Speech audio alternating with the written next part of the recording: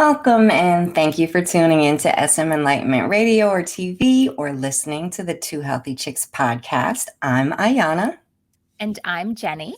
And we are two healthy chicks providing simple life hacks on this journey to healthy living.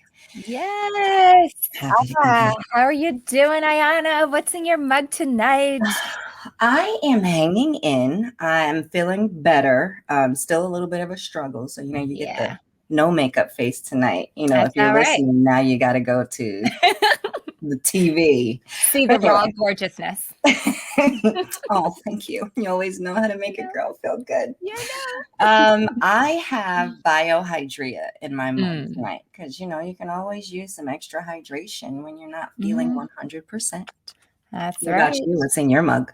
Yep, I have got. Do you recognize those people? Like that. Well done. Thank you, Doc. Yeah. Again, you got to check out the video. I am doing detox tea, so I am starting 30 days detox. So here we go. What day are you on? 1. Okay, there you go. Day 1. It's the start of all things great. Yes, feeling good. Which is like the perfect segue to our topic this evening. Yes. So our big topic is why buy organic?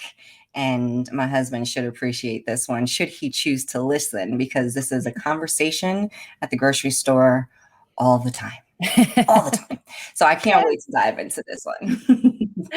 Yes. So we are going to be covering questions like, what is organic?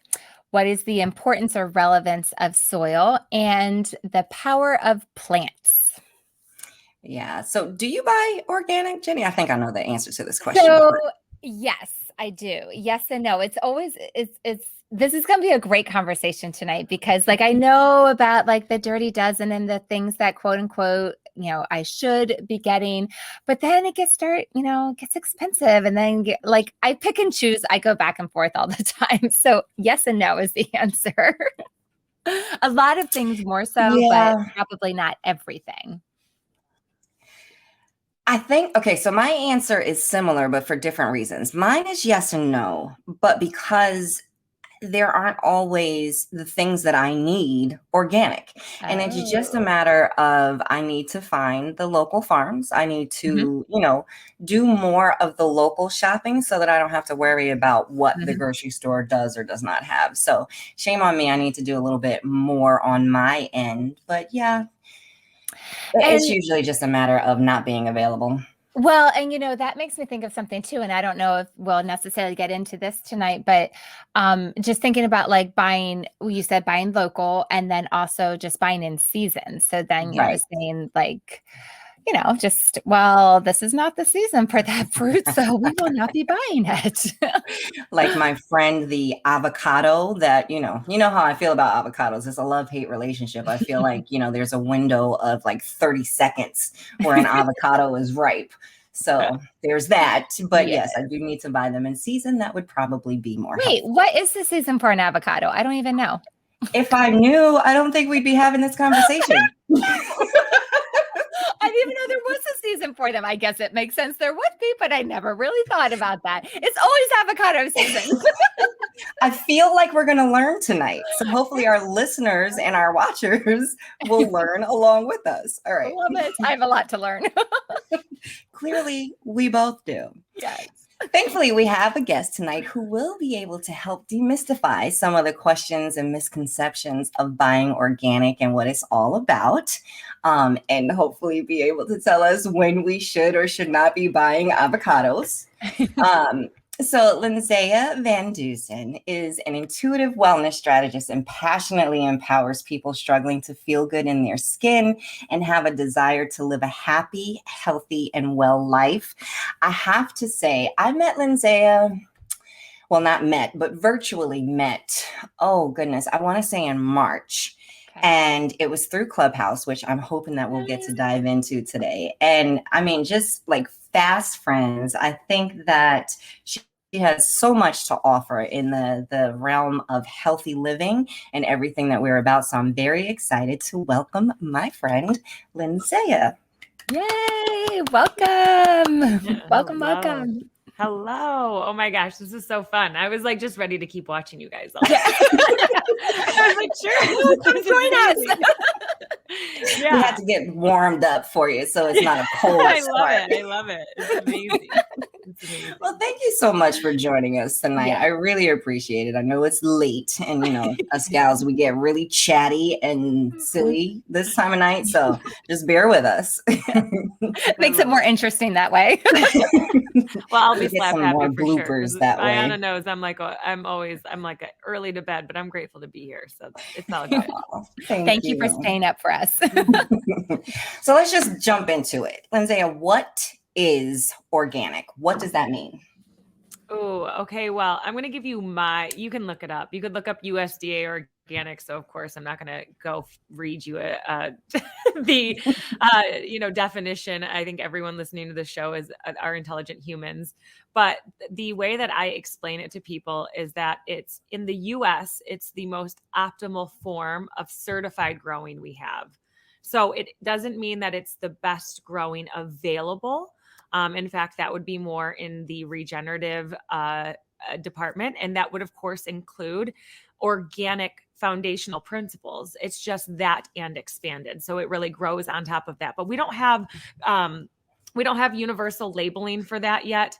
And organic here in the US means that 700 chemicals are no longer allowed in the food. So when you choose organic, you're choosing off tops to ensure that 700 chemicals are no longer allowed. By the way, this is a really small amount of chemicals that are removed from food. We're one of the worst globally, especially in terms of, what we would consider our level of success here or the fact we're a first world country, but the European Union does nearly double that, and so we are far behind, but it's the best available. And that means that the produce is grown with particular practices and it can't come in contact with these particular chemicals. It doesn't mean, and so I hear this objection a lot, that it is not chemical free. And that's true. There are a lot of things still allowed. And the other reality is that when food is shipped, it comes in contact with everything from, the environmental toxins from its shipping compartment to what is allowed to be put on that food. I heard you ladies talking about avocados. Avocados aren't in season nearly anywhere, yet we eat them all year round. So they are. That's why it's 30-second window of opportunity. There you That's why, it's never in season. Yeah. But they have a large harvesting window. But the truth is that unless you're living in a territory with avocado, they're traveling a very long distance to get to us. And so can I ask a quick question about avocados to diverge just a little bit? So I know a lot of them will say avocados from Mexico. Like, are avocados grown in the US at all? There are like some Haas avocados. There are some farms, and then there are some that are down. There's primarily down in South America. And the truth is I would point people towards a really informative show that actually talks about, what our consumption of avocados has created, because our addiction to them as the healthy fat has absolutely made a huge impact on many people. I don't think we even realize. So sometimes conscious consumption isn't only what labeling is on the product, but it's also how was it grown? How was it harvested? How, what had to be diverted so that those growing conditions could be sustained. There's a lot that goes into it that I think we often, because of our level of disconnect, just aren't aware of in today's world. Interesting. I would have never guessed that, because you hear that a lot about coffee, but I've never heard that connected to avocados. So, and that is interesting because it is kind of like the opposite. Like, it is such a healthy thing. So eat it, but you don't think of the reverse. So that's fascinating. Now, you mentioned, is there something specific that you would direct us to as far as like research or video or something based on that concept of like this overindulgence on avocados? Well, I don't think it's overindulgence on avocados. Let's not single out, because as soon as we start making superfoods super and other foods bad, we really eliminate people's the real ideal diet, which is a very diverse diet and a lot of plant nutrition, right? So I think the idea is ensure that we have variety all of the time. striving to eat in season is going to be obviously optimal both for your body, because the food didn't have to travel as far, meaning Right. it stayed in a ripening phase. And it really, where think about it just like a baby. You know, a baby, what does it do at the end when it's staying in for those last couple of weeks? It's growing really quickly. We've got a lot of brain development, lung function. We get all those real critical factors in those last weeks of pregnancy. And so can a baby survive outside the womb when born prematurely? Absolutely. But there are more that they're up against. Yes. In the terms of plants, when they're picked prematurely, they're not as nutritionally sound. So if we're eating things that have to be picked early to survive transit, they're nutritionally depleted. And if we then compound that with buying conventional produce, it means that we're exposed to more chemicals in the consumption of that food, and we have negatively impacted our soil, which is directly connected to all of our home at the same time. And so this is where, when we start to see how that decision compounds into, you know, the kind of the snowball downhill effect, we can start to step back and think, well, what really is best for me, or best for future generations, the kids I'm leaving behind, the grandbabies I may hope to have. And then we really start to make our decisions from there. Wow. That's a lot to think about. It is. It's all, and just, you know, it's hard enough to make a list to go to the grocery store. And then it's like, okay, let's add on more things to think about. So this is good to really process through. Yeah, and I say that like not in the way that it's a lot to think about, I don't want to be bothered, but it's a lot to think about when it could just be a simple answer as buying organic, you know? So there is a lot to consider there. It's very interesting. I'm just processing. So let me ask you that then. Does buying organic solve that? Like, is organic typically local then? I mean, my organic bananas, I don't think are grown locally. That's a really good question. So no, these are not mutually exclusive terms, if that's the proper way of saying it. Whatever, you know what I'm talking about. Yeah, I got you. One does not mean the other, is what I'm trying to say. So organic does not mean local. So to simplify, and I heard both of you, and I just saw the pause, like, whew, that's a lot to process. And then what do we often find happens in that moment of fear that there's a lot to do? We freeze, right? So let's unfreeze this really quick so that everyone tuning in to Two Healthy Chicks isn't like, great, this is really freaking hard and I don't know what to do. Simple life hacks. Simple. So let's give some solutions. One is, when shopping in a traditional grocery store, organic is your best choice of produce. It's going to eliminate the most amount of environmental toxins for us, which are endocrine disruptors, gut disruptors, and more. Okay. So when we choose to remove those, we see less. When we buy organic, we see less, and the environment sees less. So that's what you're voting for when you choose that produce option. Right. When you go into packaged food, I really say at this point, using Environmental Working Group, EWG, or Think Dirty, they're both apps. I think those are great ways where you can trade one item. And I actually always encourage 3 to 5 items every time you go to the grocery store. So what does this mean? You make a list of, just like you would your normal grocery list. I actually have a little hack on the way I teach people to make grocery lists. But you make your grocery list, you choose 3 to 5 items on there that you're upgrading for your health. You find the brands first before you go to the store. You screenshot them so you don't have to look for a name, because a new box is never recognizable. You look at the picture on the list, because in the note section of almost every single smartphone, you can add in the screenshot. You go to the store, you replace the item. And the funny thing about humans is it will become a habit as we see it in our cabinet. So as it's there, the more we see it, we'll go back to the store. It will just become our new brand. And as we do this bit by bit, it's completely achievable to work through the food that's in our home and to bring in better food as we go.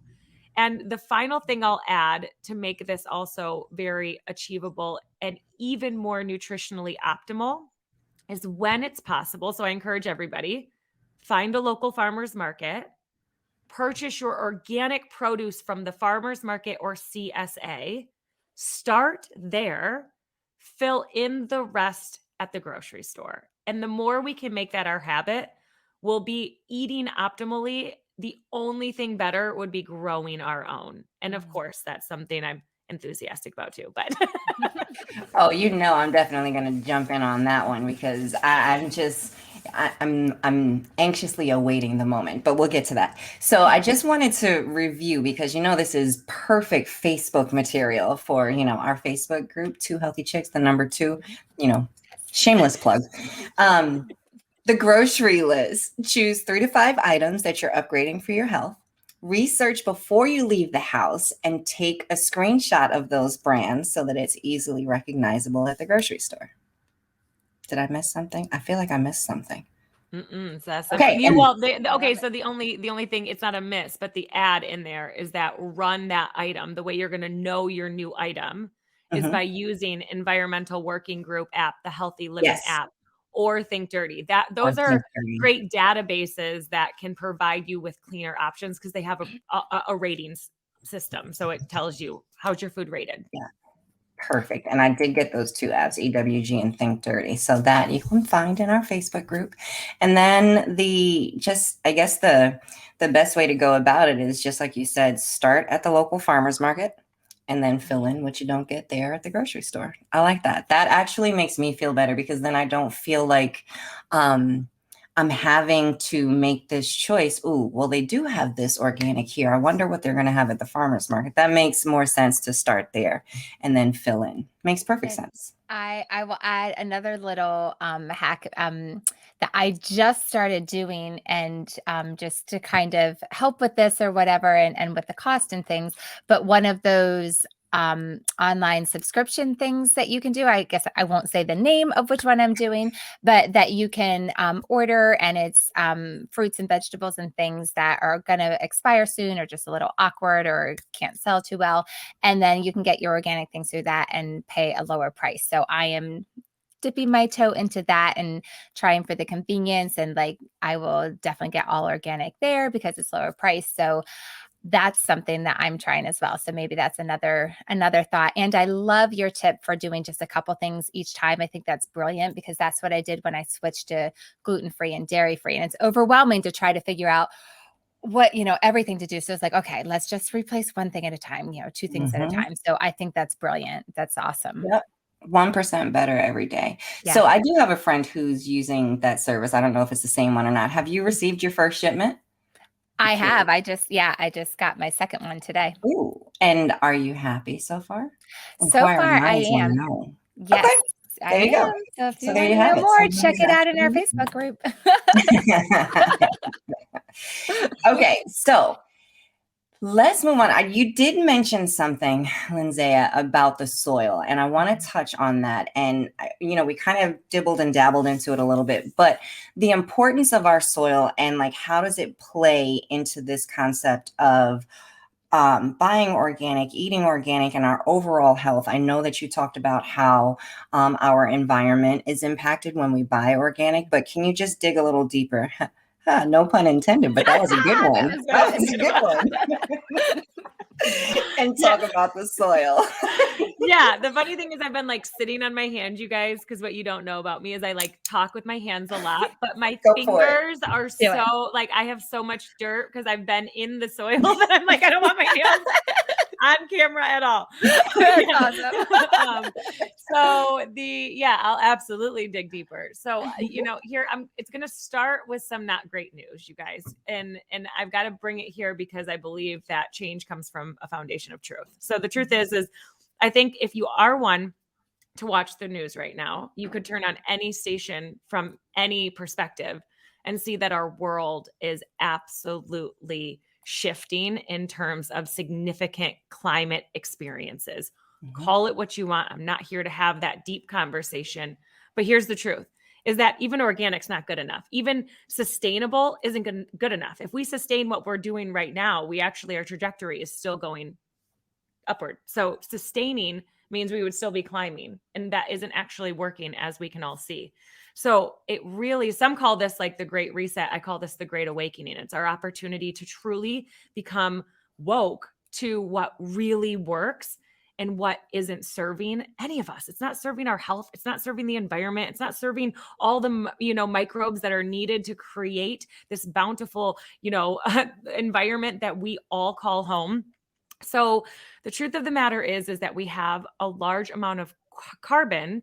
I'm sorry. We have a large amount of, yeah, I just said that properly. We have a large amount of carbon in our atmosphere. I'm like, it is getting late. Can you see?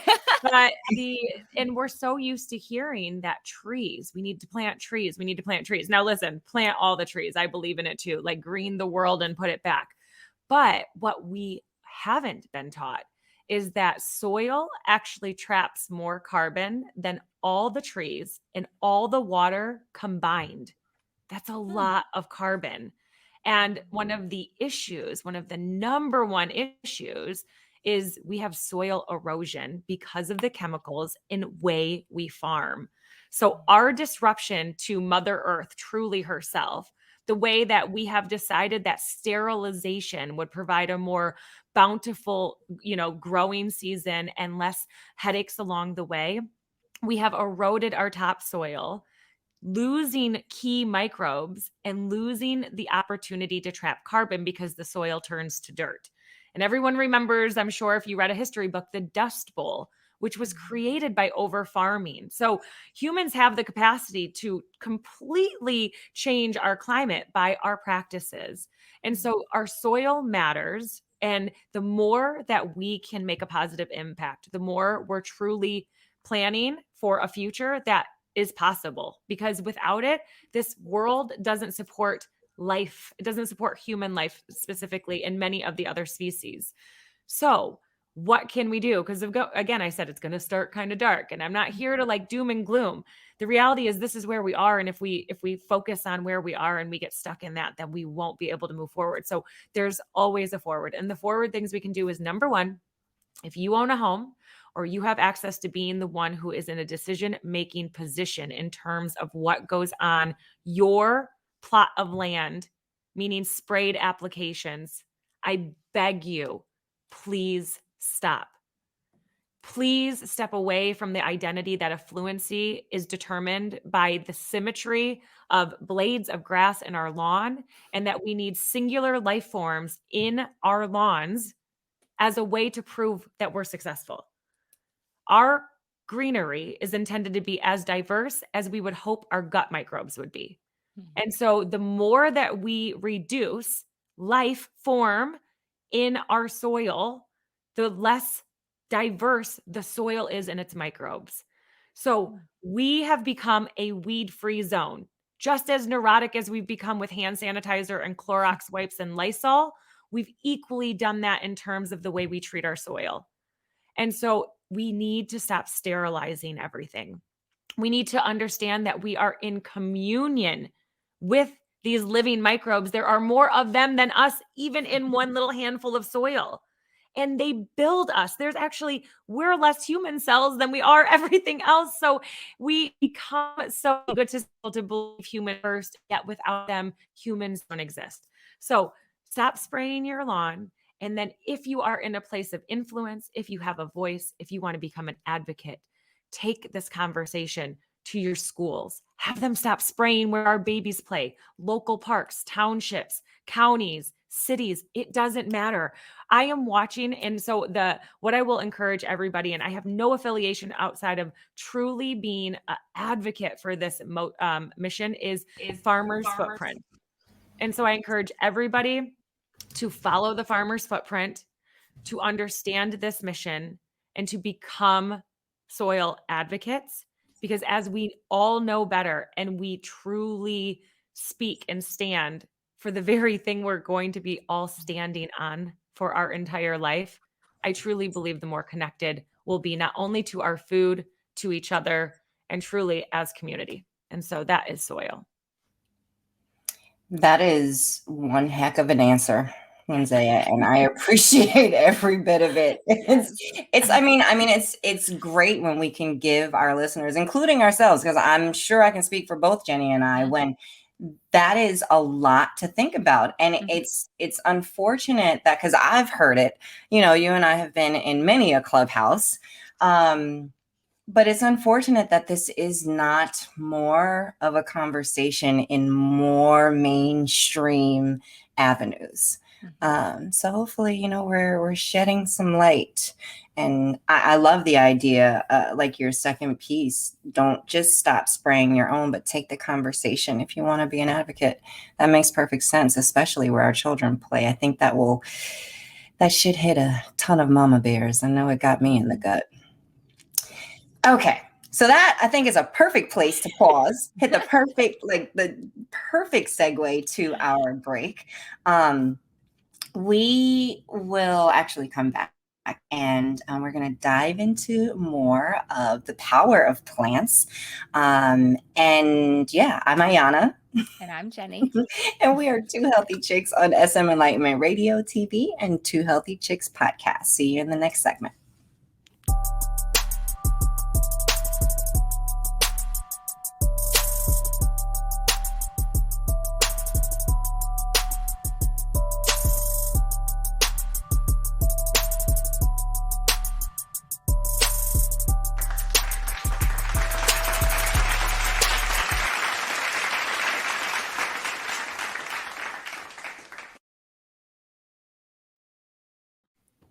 Welcome back, and thanks again for tuning in to SM Enlightenment Radio or TV, or the Two Healthy Chicks podcast. I'm Jenny. And I'm Ayana. And we are Two Healthy Chicks, providing simple life hacks on this journey to healthy living. And we are talking about all things organic. So soil, we just wrapped up an amazing conversation on soil. So if you are just joining us now and somehow missed the first part of the conversation, you definitely need to go back and listen to that. We're talking about our health and why we should consider shelling out a few extra coins for organic. Yes. And I'm so grateful again, Lidsaya, for thank you for joining us. Just like Jenny said, the conversation, it really gave a lot to think about. So segueing from soil now, let's move into the power of plants, because I know you have so much to share about that. Oh my gosh. Yeah. Well, here is where, and you know what I love is of course, there are always things we have to learn, in my opinion, so that it's the why behind whatever it is we're choosing. And so in terms of plants, there are so many whys in terms of consuming them. So I'll share with you just like some of my very favorite things that I first learned. And then of course, anything you want to ask. And I wasn't always plant-based, and I'm not a person who thinks that every single person has to be plant exclusive. But I do think that we all will be benefited by being more plant forward. And definitely in terms of the standard American diet, I think plant curious is an absolute must. So plant curious means that on a regular basis, in my mind, every day or multiple times a week, you're putting something on your plate you've never had before. Because if we can remain curious, we're stepping in the right direction. But in terms of the power of plants, I was a girl who used to host paleo challenges, you guys. So I bought, I would order a grass-fed, free range, like the most, you could go sleep with the cow, no BS. You could go sleep with the cow if you wanted to. And I would buy a whole cow for me and many other families, more than one, and we would divide it up. So I'm not here in this, I wasn't raised since I was a baby as a vegan or anything like that. But here are some things that happened to me when I started learning about the power of plants. Number one, I never knew that true opportunity to fight free radicals, which if everyone right where they are right now takes a really deep breath in and a really deep breath out, you just created oxidative stress. And oxidative stress creates free radicals. And free radicals in our body have to be mitigated. They have to be essentially neutralized. And the only thing in the world that neutralizes free radicals are antioxidants. And guess where they live? Plant food. Yes. I was like, what are you talking about? What do you mean? I was 100% a girl who was worried about Am I getting enough protein? I was a weightlifter and a competitive CrossFitter and a coach, and I cared so much about performance and how much protein I was getting that I didn't even understand that true recovery came from reducing free radicals so I could have less inflammation in every system in my body. So not only when I started eating more plants did I start recovering faster, but I was able to throw away my inhaler at the age of 32. I had regular menstruation that I used to have the most painful and heavy bleeding, and it balanced itself out, and my hormones and my thyroid became back in balance. My acne cleared up. I sleep better. So my weight shifted, of course. But I'll be honest, when I first went plant-based, my weight went up because I was eating vegan products that weren't grown in the ground. I was eating The more vegan of junk food. yeah. So, yeah, when it comes to plants, I'll preach and scream and share with anybody who will ever give me the opportunity because they've been so profound in my life, for sure. That's amazing. I mean, I listen to like the benefits and I know how the skin reacts and you feel better, but the piece about inflammation, I think that probably will hit so many of our listeners because again, you look at the American diet and it even when we think we're eating healthy, and I'm speaking solely of my own experience, when we think that we are eating healthy, many times we're nowhere near being healthy because it's just a matter of good marketing. Just like you talked about that vegan junk food. You think, okay, I'm gonna shift my lifestyle. Let me go to the grocery store. Okay, what's on the shelf? Nope. That's not where we typically should be. And I think that that's the reason that inflammation may pique a lot of interest. And I know it piqued a lot of interest in me. So hopefully feeling the same for our listeners. I love the term plant curious. I've heard of plant forward. I've heard of plant based. I've never heard that before. Curious. What's that one? More Facebook content. So, my kids don't love it, but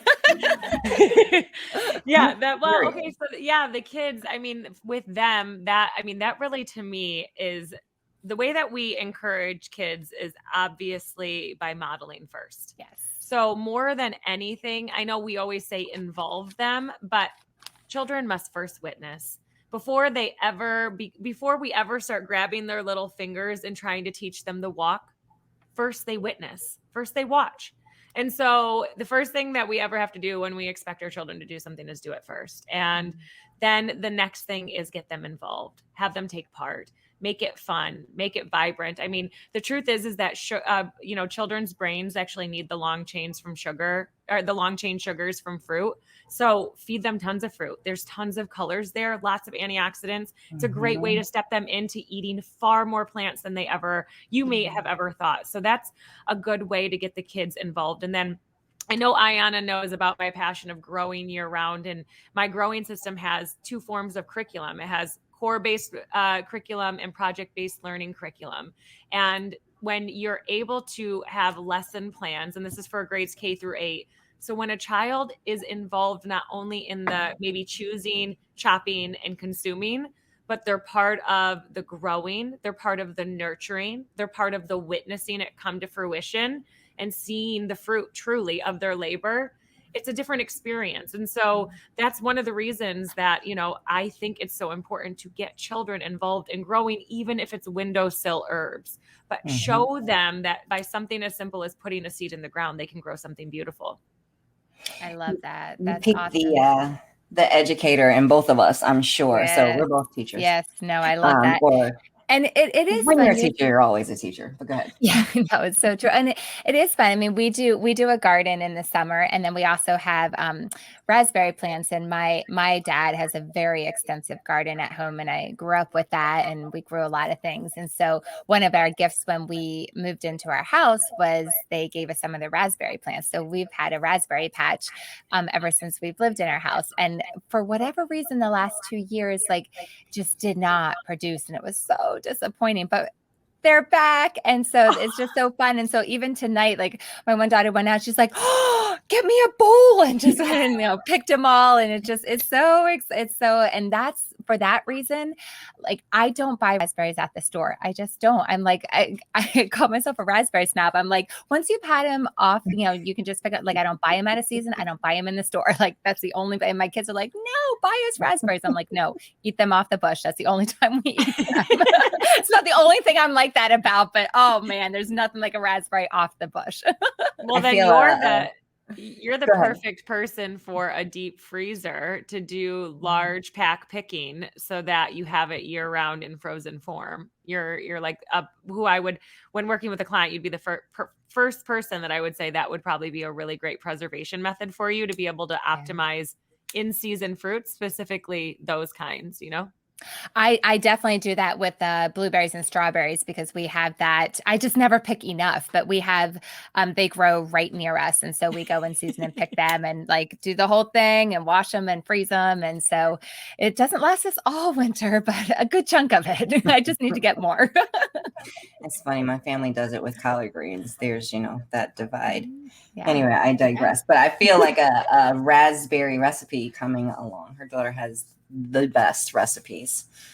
All right. So with the plants, it actually, you kind of piqued something in me because I'm not plant curious. And it didn't dawn on me until this conversation. I typically go for the same veggies all the time. We go for broccoli, Brussels, green beans, like the usual suspects in our household. So I need to venture out. And I'm lucky because I have a child who is very venturous. Like when it comes to food, she will venture pretty much into anything. She'll try anything at least once. So I have perfect reason to explore and be more plant curious. So thank you. And I'm going to harass you for a nice little list that we can add to Facebook for veggies that you may not have thought of trying. Yeah. So there's that. So along with that, do you have maybe you offer a resource or have an idea of where to go to, like, a list would be great, but also like, what the heck do you do with it? Like, it's great to have new ones, but like I did that with a recipe that it called for, it called for bok choy. I had never bought bok choy. I legit was looking it up. I'm like, I don't even know what it looks like. Like, I don't know how I'm going to find it in the grocery store. And then what the heck am I going to do with it? So yeah, so like you kind of need that too. Yeah. So here's one of it's funny that you said bok choy or pak choy, depending on how people pronounce it, but I never knew what that was either until I grew it.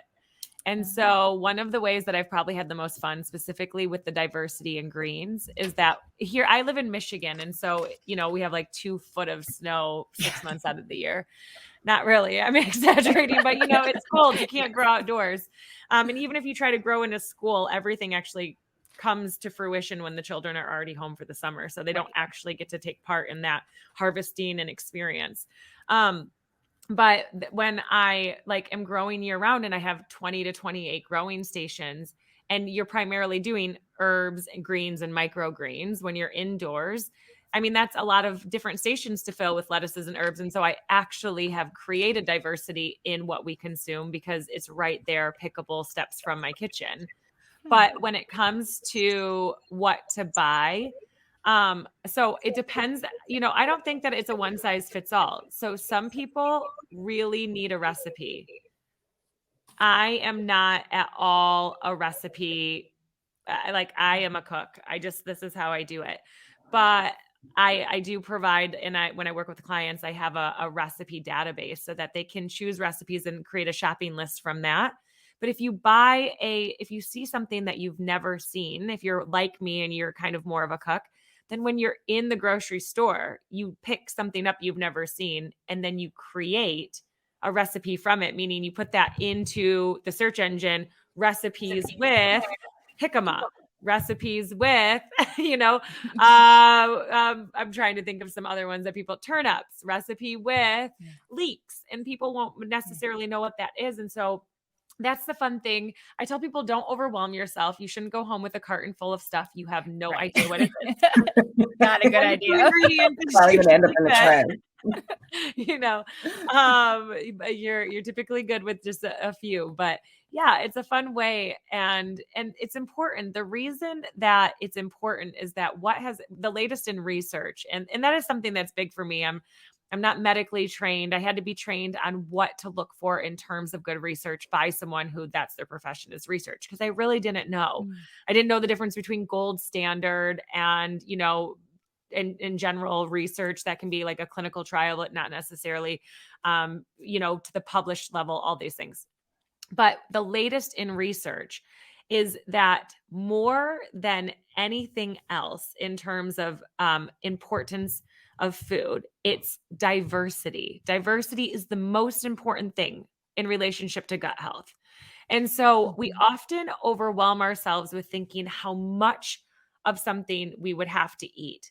Like, oh, I'd have to eat so many salads, or I'd have to do I have to eat cucumbers at every meal? It's more Right. of, if we look at our plate, and the majority of all is the rainbow of as many varieties as we can possibly put.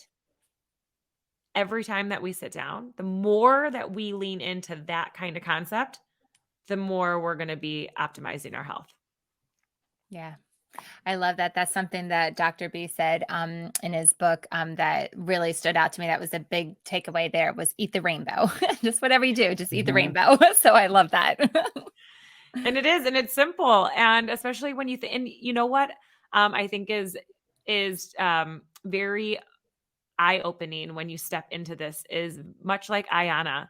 I thought that we ate really well. I took a buttload of vitamins. I had my blood tested every 6 months. I worked with a health practitioner, a naturopath that had me on all of the things. And I thought I was doing really well until I was challenged to write down all the plants that I had consumed in the last week that I could remember. And for my children. And what I recognized is, seen as Harvard says that we need an average of 7 to 13 servings of plants every single day. And I looked at that, and there was no chance, particularly with my children, that I was getting anywhere near that. And the variety was so small because it was like carrots, celery, cucumber, like the stereotypical grapes, strawberries, all the things we are used to seeing on kids' plates. And when I recognized that optimal health was definitely not going to be achieved by that small window of produce, I knew I had to expand on that. Yeah. Wow. That's a good Funny. exercise. I'm going to do that. Just hearing this and having this conversation, it made me think that pretty much every fruit and vegetable that my family eats, you can probably find as a cartoon somewhere. Like, you're not going to find a bok choy as a cartoon, or rhubarb. Like, we eat all the usual suspects. That's what we're taught in school. That's what we're taught at home. So yeah, that's very intriguing. So, Lidsaya, you touched on like these many growing stations that you have, and all of these plants and everything around your home, steps from your kitchen. Tell us more, because I'm intrigued and I'm so ready. Yeah, well, it's how I started growing, you guys. The truth is if you were to walk in my house right now, I could probably tell you right where a dead succulent is. Okay, I'm trying to bring it back. But she never tells me she's hungry, and I always forget to water her. So the joke back in the day, 8 years ago, was that I had the opposite of a green thumb. We would call it a black thumb. Like, I just killed everything. Everything would be like black and dead and like dying and brown and just because it, and I would say, if it doesn't have a mouth to remind me that it's hungry, I'll forget to water it. And the other thing is that I actually had raised beds. My husband had put raised bed gardens. I didn't know back then, but we used treated lumber. So if you're out there with a raised bed garden with treated lumber, please, this is a caution. No, that's a very big no. Talk about not organic produce. That's like the furthest from organic produce because of what that lumber's treated with and what it's leaching into the soil. So So of course I was miserably failing because my soil was contaminated, and what I wasn't killing and forgetting to water, the animals were eating. So I found from a picture, it was actually at one of my gyms that I coached at, and one of the clients there came in and she had shoved a flyer for a talk she was going to. She had just shoved it in her wallet up by our whiteboard, and I could see the picture sticking out at the top. And it was like this really sci-fi looking garden. And I was like, what is that? What is this thing? She was like, I have no idea. She was like, she had just left her chiropractor's office. She's like, I have no idea. I was just at my chiropractor's office and they have one and a doctor's coming in to talk about it and like give all the deets. Do you want to go? I was like, yeah, I need to go. I need to be there. So I went with her, learned about, like, saw this, sci-fi thing that was created at Epcot, used with NASA, researched by the second best agriculture school in the US to show that if you grow for 6 months, you have paid for the unit. Everything that point and beyond is literally a savings in groceries. So I was like, what is this thing? And then it got away from me for like 3 years, you guys. I didn't add it into my life for 3 years. I didn't think I had enough room. I didn't know if it would be hard. It circled back. And this next time I brought it into my home. And so what it is it's a vertical growing tower, if you will. It plugs into the wall. So it turns its own water on and off. So it waters itself. And it's on a timer. I don't have to be reminded. I like that. It feeds itself. So as it's watering, the nutrients are actually nothing more than nitrogen and bare minerals connected, but you feed the water to make it rich with nutrients like really nutrient rich soil would be. So this is not to be instead of soil gardening, meaning I believe soil is optimal but not available for all. I also think that climate means like I'm a soil gardener, but I can't do that in the winter. So this gives me the opportunity to have food sovereignty all year round. I have the ability to feed myself with food I grow all by myself all year. And it's plugged into the wall. Like I said, feeds itself, no water or no weeding. And then indoors, you're probably going to fill your water every 3 to 4 weeks. Outdoors, maybe every 1 to 2 weeks, you'll be refilling the water. So again, it's not high maintenance. It's amazing. You can grow anything that you would grow above the ground in it. So no root vegetables. And honestly, it's beautiful to look at, but for me, the simplicity, the ability to pull out, a lettuce or a kale and plop a new one in if something went awry, it's like foolproof. So I think that's an important part, is that to want to remain encouraged to continue stepping forward, there has to be some wins. In my opinion. And this for me was a win. And if I had never won, I would have never been brave enough to have a 700 square foot, now USDA recognized farm that we have here at the house. So our land was just certified because we've moved forward in that way because of what this has taught us. I'm just really looking forward to being able to pick a salad out of my kitchen, because I can't tell you how many times the lettuce I've tried so many different ways. You buy the hearts of romaine, you chop it yourself, but I can't get through it. Or I buy the salad mix that I don't really like because I don't like all it. It's just ridiculous. So I want to pick a salad out of my kitchen. There you go. And you're going to pick all those greens and like them. You're going to pick them all because every single one of them. Because I grew it. Exactly. It's going to taste better because I'm ready. I can't wait to see the picture of it, which we will have to put in our Facebook group because I want to see it. We still have some time before this happens. Just say it. I'll take a picture of mine and give it to you guys and you can post it. Sounds good. Oh my goodness. Lidsaya, thank you so much for joining us. Yes. I mean, it's been so informative, and I'm very, very, very happy to say that you are going to join us again next week for a conversation on dairy free.